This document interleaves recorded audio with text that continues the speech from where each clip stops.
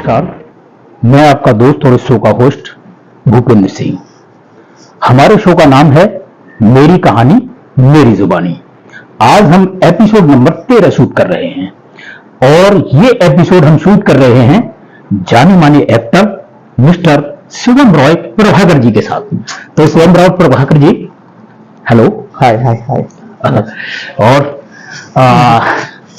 शिवम जी, जैसा कि हम देखते आ रहे हैं कि आपने किस तरह से एक छोटे से शहर, कहेंगे कि कस्बा है ना, जिसका के नाम है मारहरा, जो कि एटा डिस्ट्रिक्ट में पड़ता है, वहां के आप रहने वाले हैं और किस तरह से आपने यहाँ एक मुंबई में एक बहुत बड़ा मुकाम बनाया है।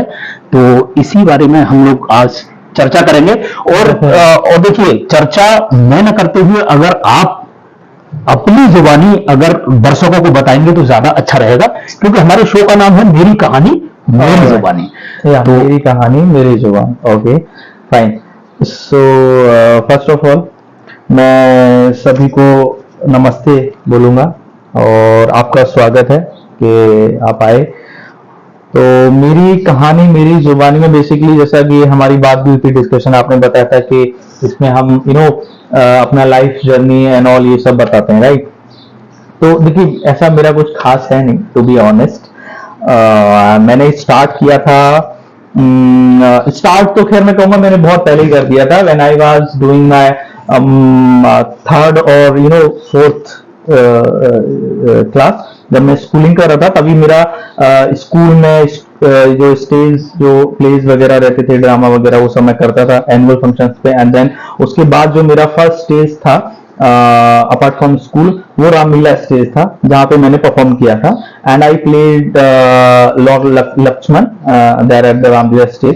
तो वहां से थोड़ा एट माय होम टाउन मुझे रिकॉग्निशन मिला।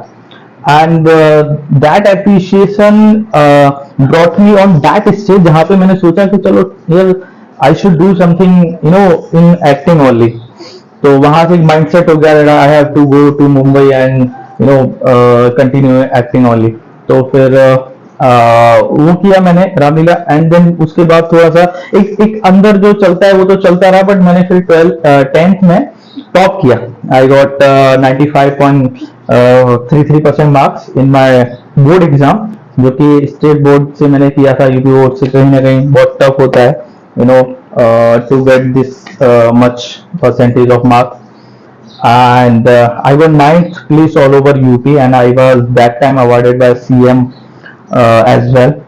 तो जहाँ पे मुझे जिस टाइम टॉप किया तो वहां पे जर्नलिस्ट एंड ऑल सब पूछते हैं कि आपको क्या करना है। मेनली जो टॉपर्स होते हैं वो बोलते हैं किसी को आईएएस बनना है, किसी को इंजीनियर बनना है ना, बट आई टोल्ड देम कि मुझे एक्टर बनना है। तो ये थोड़ा एक अलग एक्सपीरियंस था for journalist and for me as well.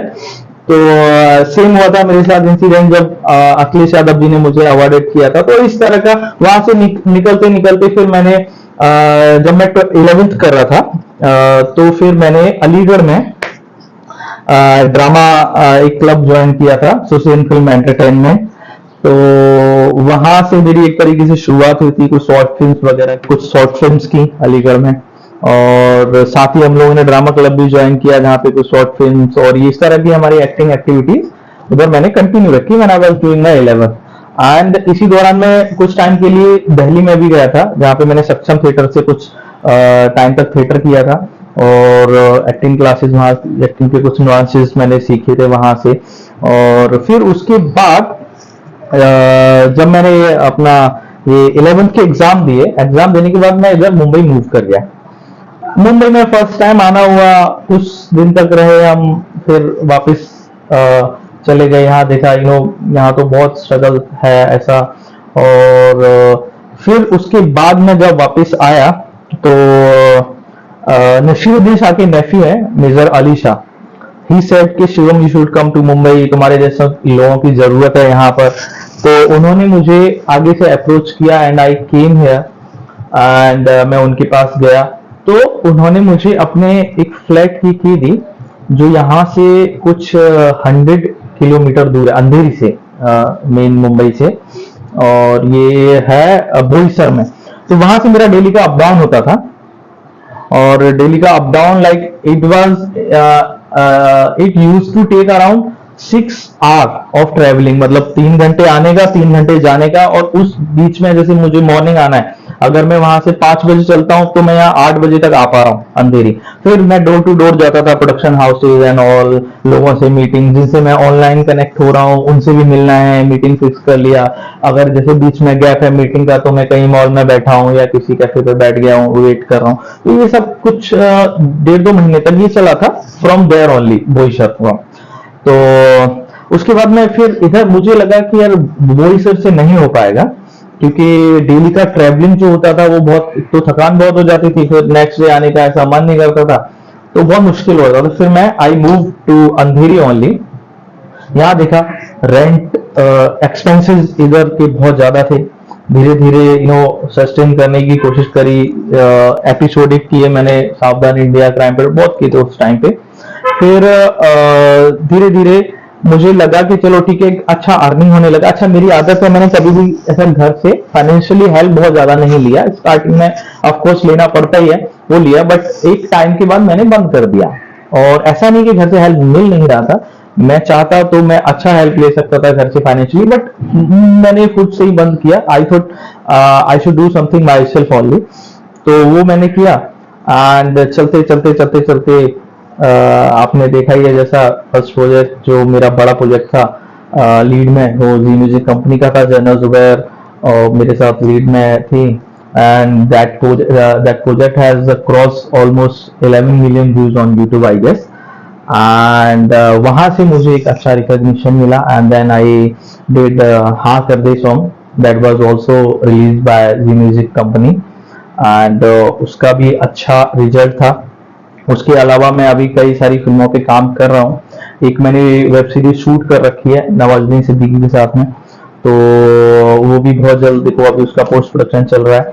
उसके अलावा भी एज एन एक्टर काफी कुछ काम किया है। साथ में अभी रिसेंटली मैंने एक फिल्म के स्क्रिप्ट पे काम कर रहा हूँ, and I am gonna direct that film. I would be like the main protagonist of the film, जो स्टार्ट टू एंड में ही उसको मैनेज कर रहा हूँ। सो I'm giving the final touch to the script, and the film name is Ram Rachi Rakha. So let's see, finger cross कुछ अच्छा हो। हाँ, नहीं, वो बहुत बढ़िया है, अच्छा है। हमारी शुभकामनाएं हैं आपको कि ऐसे ही आप आगे भी काम करते रहें और इंडस्ट्री में एक जो मुकाम आपने हासिल किया है उसको और आगे तक आप लेकर के जाएं। तो शिवम रॉय जी, यहाँ तक का जो सफर आपने तय किया, वो ये सारी चीजें तो आप बता ही चुके हो कि किस किस तरीके से, कैसे कैसे आपने कहाँ कहाँ एकेडमी ज्वाइन की, कैसे कैसे आप यहाँ तक पहुंचे हैं। तो कभी इस दौरान कभी ऐसा भी होता है कि हर एक्टर के साथ में कभी कभी क्या होता है कि कभी उसका डाउनफॉल भी आता है, कभी कभी हम बहुत ज्यादा एकदम हाइप मिलती है और कभी कभी हम एकदम डाउन टू अर्थ चले जाते हैं। तो कभी कभी ऐसा भी हुआ है, कभी उस दौर से भी गुजरे हैं आप? यस, बिल्कुल। ऐसा कई बार हुआ है जहां मुझे लगा that I should go back to hope, छोड़ देना चाहिए सब। सी, मेरे पास ऑप्शंस थे एक्चुअली। मैं स्टडी में बहुत अच्छा था, I have been the topper as I told you, and तो मेरे पास अपॉर्चुनिटीज उधर भी बहुत ज्यादा थी। So I could quit and go to home, और मैं वहां पे मेरा स्टडी कंटिन्यू कर सकता था।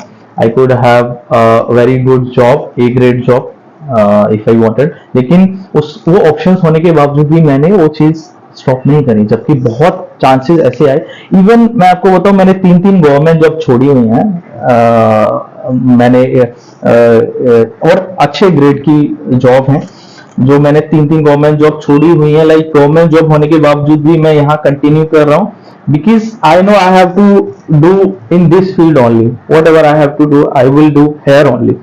सो डाउनफॉल का तो ऐसा है कि आते ही हैं, बट आप उस चीज पर आप डटे रहें तो डेफिनेटली एक टाइम ऐसा आता है जहां आप सारी एक बार अपनी खुद की स्ट्रगल को एक बार देखते हैं, तो आपको पता चलता है कि हाँ, जो मैंने चीजों को मिस किया, जो चीजें मैंने छोड़ने, क्योंकि क्या होता है किसी अच्छी चीज को लेने के लिए कभी कभी बहुत कुछ छोड़ना पड़ता है ना।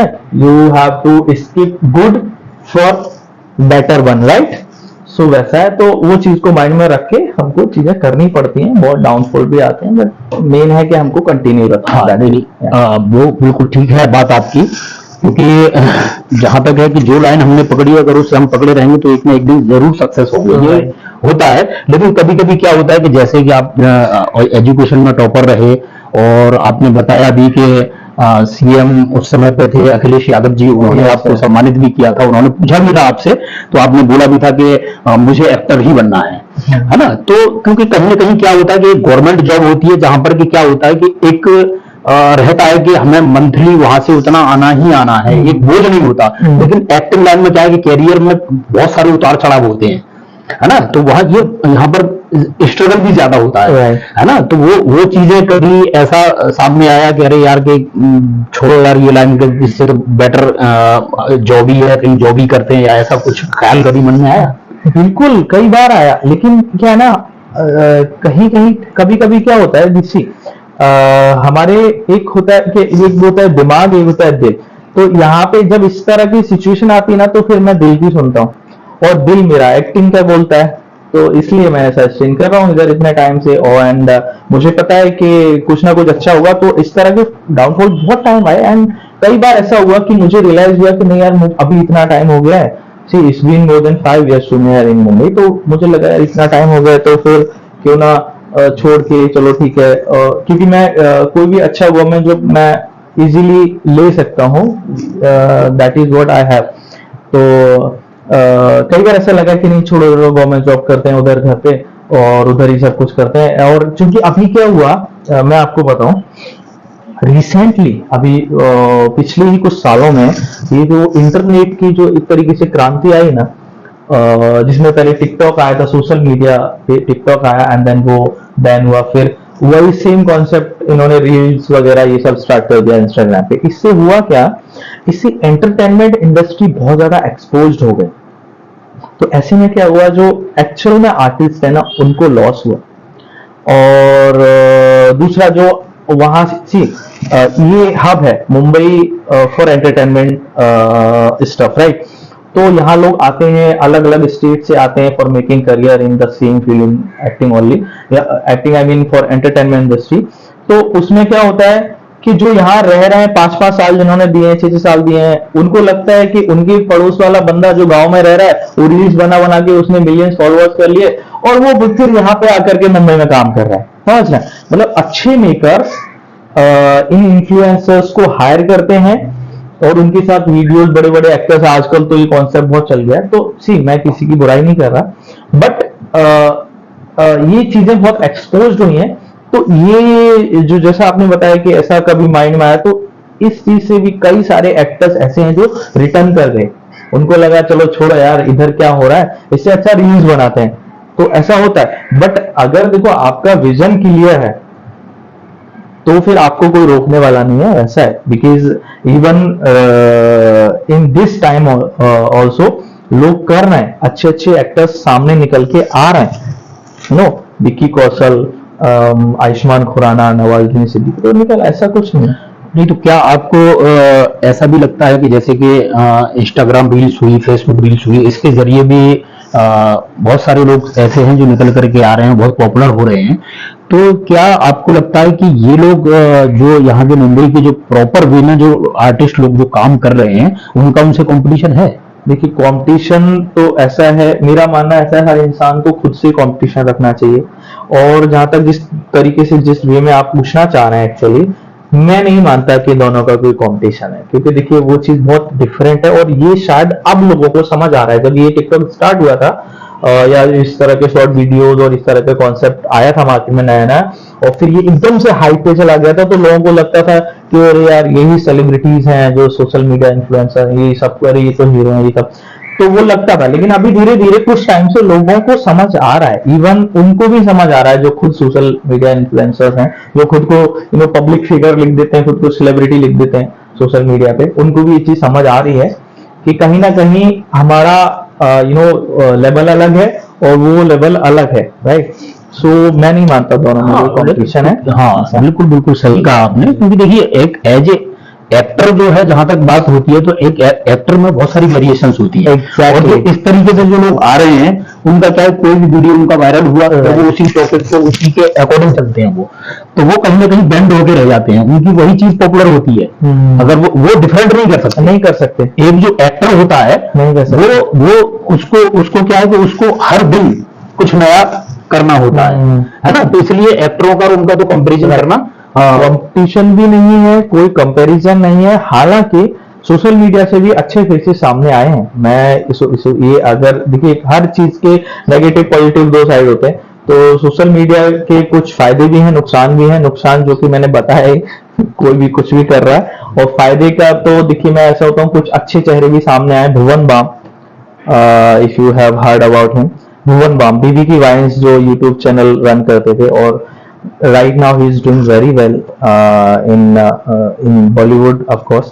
तो वो कहीं ना कहीं देखिए, वो उनका जर्नी ऐसा रहा, उन्होंने यूट्यूब से स्टार्ट किया, सोशल मीडिया पे अच्छा हाइप क्रिएट किया, and then he is doing good in the same industry.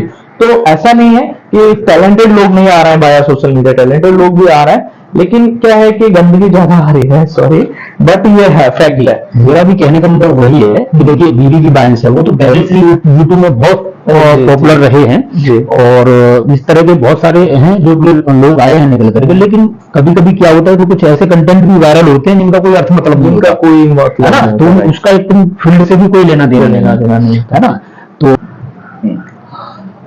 तो जैसा कि अभी आप लोगों ने, हम लोग चर्चा कर रहे थे कि, और मैं दर्शकों से कहना चाहूंगा कि अभी हम बात कर रहे थे मिस्टर शिवम रॉय प्रभाकर जी से, जो कि बॉलीवुड में एक्टर वर्क करते हैं, और भी ये सोशल मीडिया से भी कनेक्ट हैं, और भी बहुत सारे काम ये करते हैं, डिस्ट्रीब्यूशन में भी ये लोगों की हेल्प करते हैं।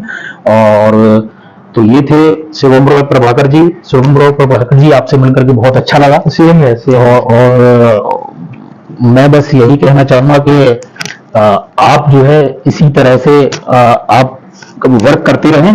और जाते जाते मैं आपसे एक क्वेश्चन और करना चाहूंगा कि आप जो है, जैसे आपने इतना स्ट्रगल किया, आप यहां तक पहुंचे हैं, तो हमारे दर्शकों के लिए क्या मैसेज आप देना चाहेंगे, ताकि वो इंडस्ट्री में आने के लिए उन्हें क्या क्या करना चाहिए, क्या एडवाइस रहेगी उनके लिए? और देखिए, मैं कहूंगा मंजिल तो मिल ही जाएगी, भटक कर ही सही।